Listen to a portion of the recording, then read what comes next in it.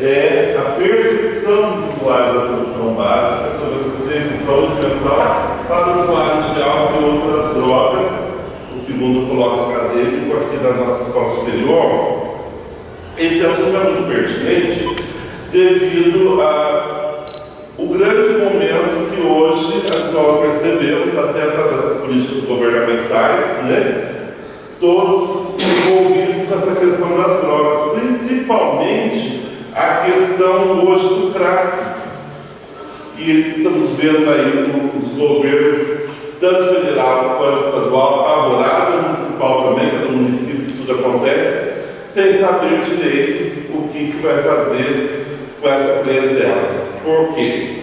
Porque a partir do momento que a gente entende a dependência química e o alcoolismo como sendo um problema de saúde, um problema de doença, então a saúde pública tem que se apossar disso, se segurar e dar um retorno. O grande problema vai justamente nessa questão política, porque infelizmente tanto a política pública de saúde, nossa, colocada, posta, ela sempre negligenciou os usuários de álcool e os usuários de drogas. Então, até 2001, o problema do alcoolista e o problema do dependente químico ficava sempre restrito às casas religiosas, como as comunidades terapêuticas de fim religioso, grande maioria. Como no Vale do Paraíba, nós temos bastante exemplos disso, E o governo não fazia nada. A partir do momento que a coisa tomou uma proporção, e de volta também da questão da reforma psiquiátrica, englobaram, colocaram a questão de álcool e drogas como sendo um problema de saúde pública, como sendo um problema da saúde mental, na esfera da saúde mental. E aí começou a pensar alguns serviços. Mas o grande problema que nós tratamos aqui vai justamente a esse ponto. Como que nós vamos colocar serviços de saúde para uma população tão específica, sendo que foi negligenciado esse tempo todo? Se for negligenciado esse tempo todo, certamente nós não temos profissionais habilitados, não temos profissionais capacitados para lidar com essa clientela. E aí vem o grande problema. Por isso, esse termo, a percepção do profissional da atenção básica sobre saúde, assistência e saúde mental, principalmente dos usuários de álcool e drogas. Por quê? Porque no sistema posto da nossa reforma sanitária, que culminou lá na Constituinte de 1988, quando se criou o SUS. Algum tempo depois, criou-se também a questão da atenção primária, a atenção secundária e terciária. Ou seja, para entrar dentro do SUS, todos os pacientes de quaisquer patologias, a porta de entrada é sempre a atenção primária. E nos anos 90, para organizar essa atenção primária, para esse público poder ter a entrada, criou-se o que nós chamamos da estratégia de saúde da família. Então, são os postos de saúde da família na comunidade, com base territorial, a população adstrito, a população fixa ali, e a nossa equipe vai cuidar da saúde dessa população, de toda a saúde dessa população. Ou seja, a gente acredita que 80% dos problemas de saúde da população se resolvam na atenção básica no PSF.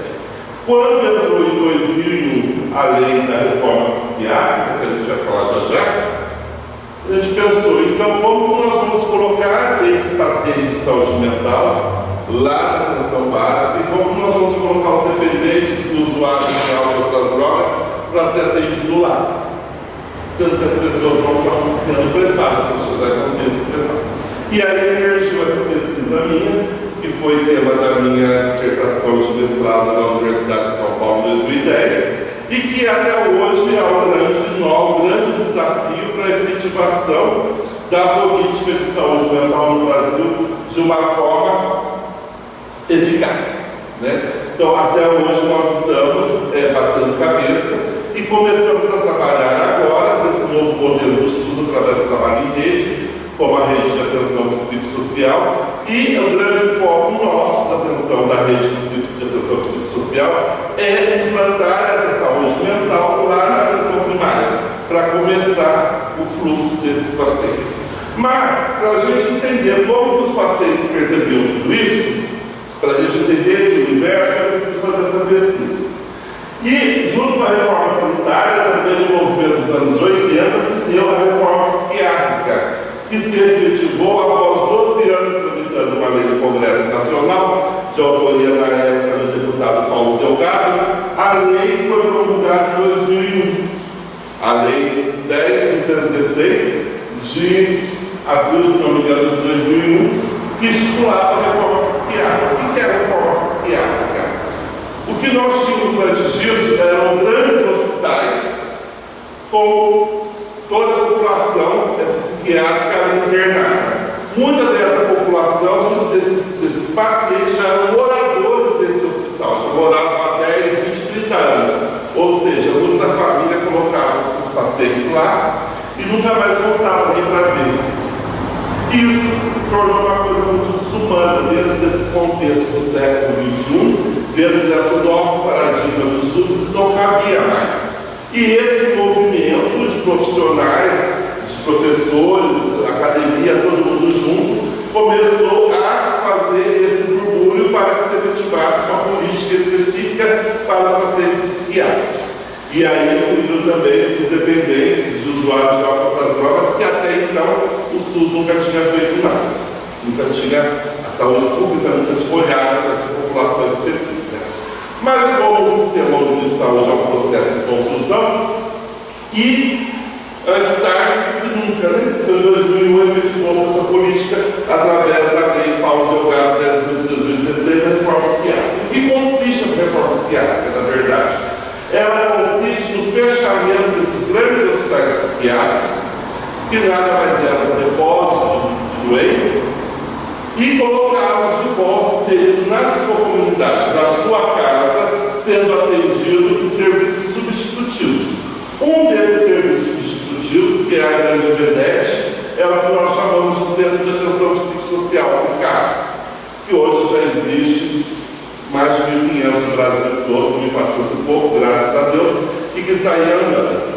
O CAPS depois começou a perceber que teria que ter várias modalidades, de acordo com o número de população. Então, nós temos hoje CAPS 1, para a população de 20 mil habitantes, para a cidade até 20 mil habitantes, o CAPS 2, para a população acima de 70 mil habitantes, e o CAPS 3, que a gente fala que é o CAPS 24 horas. O paciente vai, se tiver surto, crise, vai dormir, vai ter refeição, enfim.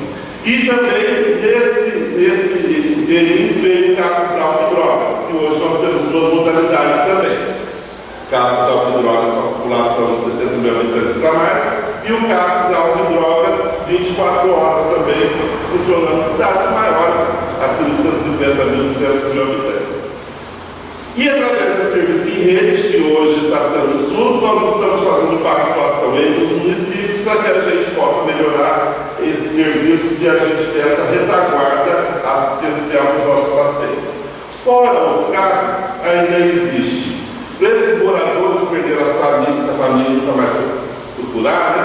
Quando ele volta para a cidade, então o governo criou um dispositivo que a gente chama de residência terapêutica. Então é uma casa onde esses pacientes, vamos supor, Cruzeiro, tem 8 moradores de hospital psiquiátrico lá abandonados. Já a prefeitura faz um convênio com o governo federal, aluga essa casa, e esses 8 pacientes vão morar nessa casa com suporte, com apoio e matriciamento dos profissionais do CAPS, psiquiatra, psicólogo, enfermeiro, terapeuta ocupacional, enfim. E também tem um programa que chama de Volta para Casa, onde esses pacientes, quando eles retornam para a sua casa, né, eles recebem uma bolsa auxílio. Hoje eu não sei, tem um tamanho de valor que acredito que seja metade do salário mínimo. Na época, não sei o valor hoje, mas deve estar girando em torno de 400 a 500 reais, não deve ter passado disso não. Mas já ajuda a família também a manter a subsistência desse paciente, né? Ajuda a família, porque muitas vezes a família tem condições, a dar uma melhor qualidade de vida para os pacientes, de alimentação e por aí vai. Fora isso também, nós temos o centro de convivência, onde os pacientes vão e eles fazem atividades, enfim, tanto atividades de oficina laborais quanto atividades mais lúdicas. E isso pode ser em qualquer espaço da comunidade, não precisa ser um espaço determinado. Uma quadra pode se fazer numa centro de convivência, uma quadra de esporte. Só é ter boa vontade que a coisa sai. E, por último, o que está sendo a maior dificuldade hoje na efetivação da reforma psiquiátrica é que, a partir do momento que eles fecham os hospitais, eles estão fechando os hospitais, mas com uma certa condição. Que os hospitais gerais, como a Santas Casas e os outros hospitais filantrópicos, vão abrir leitos de psiquiatria. Por quê? Porque o paciente psiquiátrico não precisa ter um hospital só dele. Os hospitais vão atender casos de cardiologia, de diabetes, de ortopedia, de maternidade, por que não atender também o paciente psiquiátrico naquele hospital? E aí o paciente fica lá entre... aí vai o psiquiatra da conduta, mas normalmente não passa de um mês, sai daquela crise que ele está, a hora que ele está compensado, ele volta para a casa dele, sendo assistido pelo CAPS. Então seria o CAPS, essa base, esse posto, e quando o paciente, porventura, tenha um surto, tenha uma crise de transtorno mental mais severo, aí ele é caminhado para o hospital, dentro do hospital geral, não mais para aqueles grandes hospitais psiquiátricos que existiam. E aí está um nó também, hoje, para efetivar a reforma psiquiátrica, porque grande parte dos hospitais filantrópicos, mesmo a autorização de internação hospitalar, que a gente chama AIH, pagando, faturando, mas mais em cima de paciente psiquiátrico que da clínica comum, mesmo pagando mais, alguns hospitais não querem, porque ainda está no conceito coletivo, coisa que a gente vai ver daqui a pouco. Então, para fazer esse trabalho, o que motivou esse trabalho? Primeiro, foi a deficiência do conteúdo na graduação. Normalmente, quando a gente passa a graduação de enfermagem, e hoje nós, como professores universitários, temos que repensar tudo isso, a carga horária da saúde mental, além de ser curta, ela não pleiteava a questão de álcool e drogas. Então, o profissional, quando sai da faculdade, ele não sai preparado para trabalhar com esse público. E aí tem uma dicotomia de duas visões: a visão hospitalar e a visão da saúde coletiva. Porque no hospital, quando eu recebo um paciente alcoolizado, ou um paciente com overdose, ou um paciente que usou droga, pegou o carro, bateu, ele chegou no socorro, a minha lógica é a manutenção da vida desse paciente. Então eu vou tentar recuperar esse paciente. Naquela lógica, eu não estou preocupado com o problema dele do alcoolismo, não estou preocupado com o problema dele da droga, estou preocupado em manter a vida dele, porque é uma situação de emergência. Se ele tiver que ser internado na clínica, é a mesma coisa. Quando ele tem alta, eu não resolvi o problema primeiro dele, que é o alcoolismo e a dependência química. Eu resolvi as consequências disso, que foi o acidente, o corte que ele teve, a fratura que ele teve, mas o problema primário ficou. E aí eu devolvo esse indivíduo para a sociedade, para a comunidade. E lá na comunidade, a gente vai ter a outra visão da saúde coletiva.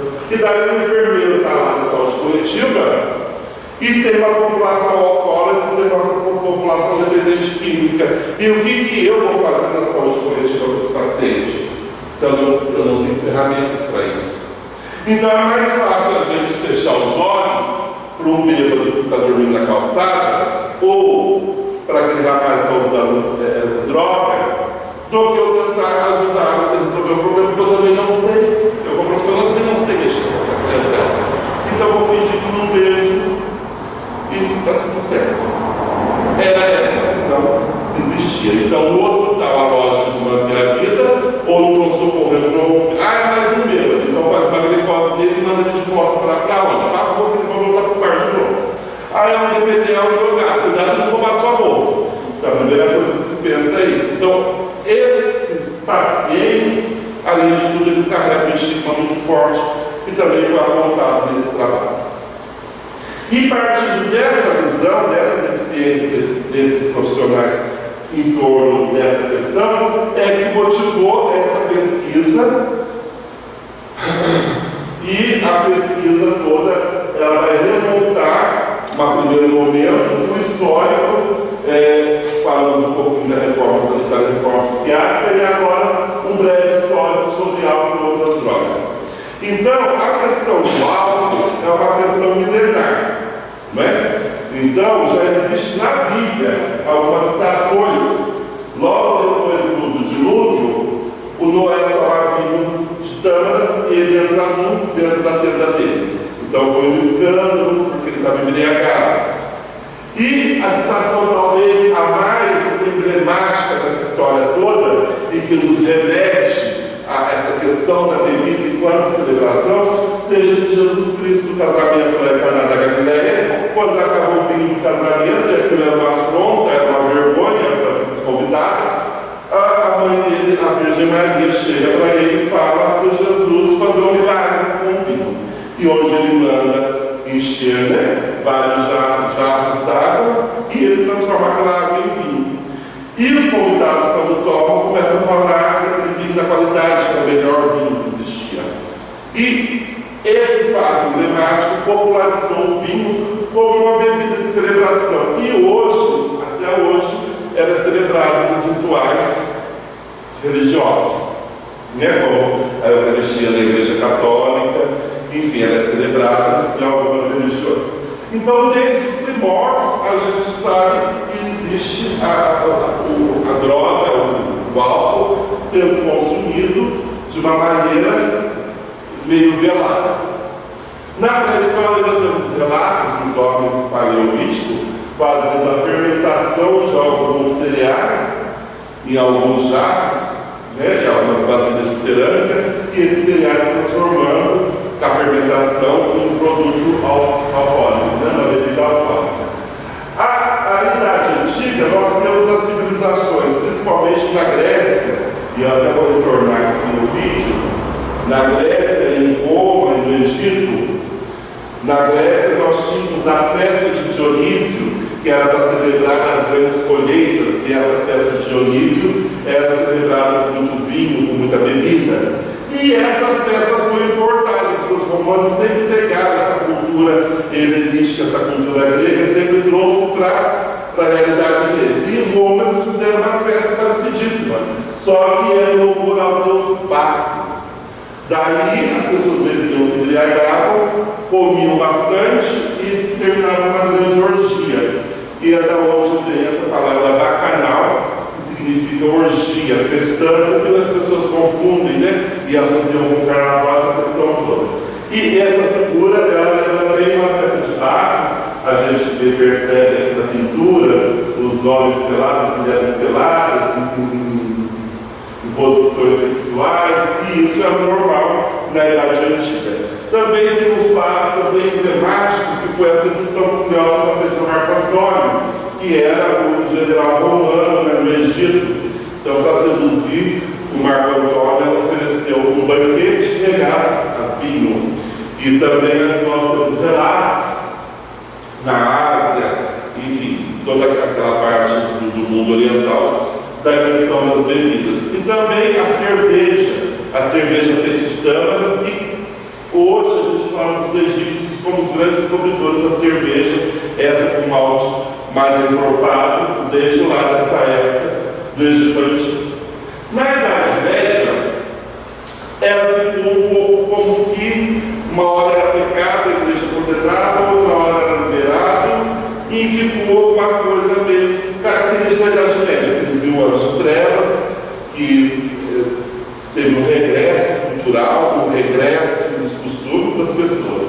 Mas no Renascimento, quando surge a Idade Média, e começa a reforma religiosa, e começa a se formar a cidade de novo, a bebida começa a aparecer com muita força, através das tabernas, dos cabarés, principalmente na França, na Inglaterra, na Itália, eles começam a frequentar. E conforme vai avançando essas questões do iluminismo, né, as grandes descobertas, os estudiosos da época, esses grupos homens, né, principalmente, a mulher já tinha um certo preconceito desde aquela época, começam a se reunir nessas tabernas para discutirem assuntos políticos, assuntos, né, daquele momento. E desses assuntos políticos culmina também na Idade Moderna, na Revolução Francesa de 1789. Diz que a Revolução Francesa, na realidade, ela nasceu nas tabernas dos cavalheiros franceses, porque era onde os revolucionários encontravam para discutir os problemas políticos daquela época. Né? Então, a gente percebe aí o vinho, a cerveja, e nesse momento começa a surgir o uísque também, as bebidas destiladas, como sendo motivos de reunião de pessoas. Então, tínhamos ela como motivo de celebração das festas de Bach, do casamento de Jesus Cristo, e agora como motivo de reunião social para se discutir assuntos políticos, combinando com a Revolução Francesa. E chegando numa época que nós tivemos durante diversos que mudou mais ainda um pouco essa história, que foi entre a Idade Média e a Idade Contemporânea, a Idade Moderna e Contemporânea foi a Revolução Industrial. Então, até então, aquela bebida que era feita de uma forma artesanal, em embalagens artesanais, agora começaram a ser produzidas em larga escala, engarrafadas e em várias, através de esteiras, no começo, e depois melhorando bastante. E nós sabemos da velha lei do mercado, da oferta e da procura. Se a oferta é grande, diminui o preço. Então, com isso, a bebida começou a estar mais fácil em vários lugares e com preço cada vez mais baixo, acessível agora também, não só a classe dos estudiosos, dos grandes catedráticos, mas também a classe operária, a classe mais pobre da camada da população. E essa camada da população, que não tendo outros atrativos, encontrou na bebida uma maneira de passar o tempo. E aí começa a surgir, no final dos anos de 1800, os sintomas dessa bebedeira desenfreada, e algumas pessoas começam a falar em alcoolismo, que até então era tomada socialmente. Quando barateia o preço e aumenta a produção, o consumo começa a ser em grande escala, e aí começa-se a falar por quê? Porque nós estamos falando de uma era de revolução industrial, principalmente nos Estados Unidos, Inglaterra, nos países europeus. O que acontecia muitas vezes? O operário saía da fábrica, enchia o latão e no dia seguinte não ia trabalhar. Então começa a aparecer os absenteísmo, é o primeiro sinal do alcoolismo. Então eles não estavam preocupados com a saúde física daquele operário, mas sim que eu estou perdendo uma força de trabalho aqui. E naquela época as pessoas trabalhavam 16 horas, 14 horas, enfim. E uma falta daquilo, um mundo em transformação, em evolução, muita caldeira, vapor, aquela coisa toda. Um funcionário que faltasse fazer muita falta, imagina vários faltando no dia seguinte ao trabalho. Então foi o primeiro problema sério. E aí começou também a aumentar de uma tal forma que começam a aparecer outros reflexos sociais, que era a violência doméstica. Então os maridos muitas vezes chegavam em casa, saíam do trabalho, iam para as tabernas, nos bares, né? Que aparece muito tipo de bang-bang, daqueles salões, tomava todas e saía de lá, chegava em casa, ainda batia na mulher e batia nos filhos. E aí foi um grande problema social surgindo daí, e aí começou a haver um movimento das mulheres norte-americanas, que a gente fala um movimento de temperança, pregando essa abstinência do álcool, porque o álcool está destruindo as mulheres. Tanto é que foi nessa época que surgiu o divórcio, que as mulheres aumentavam mais. E esse movimento culminou nos anos 20, anos 30, com a lei seca nos Estados Unidos, que a gente vê nos filmes, né?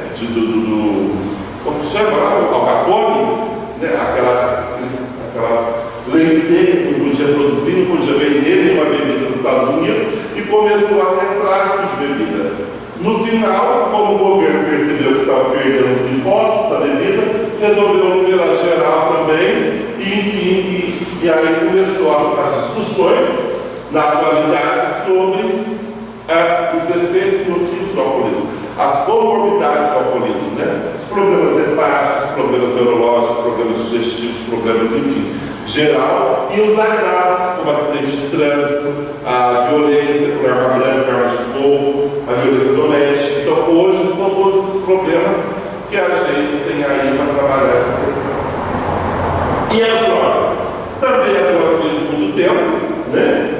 Usados em rituais mágicos religiosos, principalmente pelos nossos indígenas, né? Que os pajés, para poder ter contato com os outros espíritos mortos, eles tomam um caulim, fumam bebidas alucinógenas. Nós sabemos que a cocaína, o único lugar no mundo onde ela prolifera, ela tem um bom crescimento, por conta do solo, essa questão toda, é nos Andes, né? Peru, Colômbia e Bolívia. E os índios pré-colombianos já conheciam as propriedades da folha da coca, que diz que melhora a questão da respiração por eles morarem em uma altitude muito grande e o oxigênio ser mais rarefeito.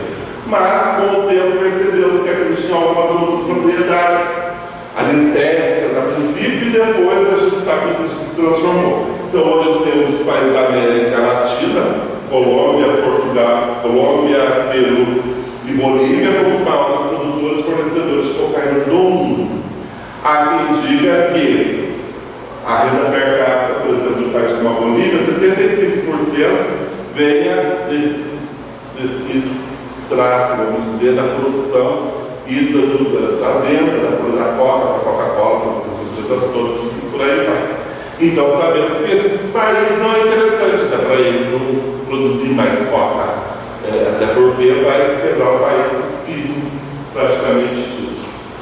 Só que isso tudo começou a se popularizar de verdade, foi no movimento social contrário à Guerra Fria, ao capitalismo, ao socialismo. Os jovens no final da década de 50, início da década de 60, montaram o movimento hippie, paz e amor, e difundindo a droga, né? Usando principalmente a maconha naquele momento, e isso teve um momento muito importante, nos festivais musicais, popularizando essas drogas.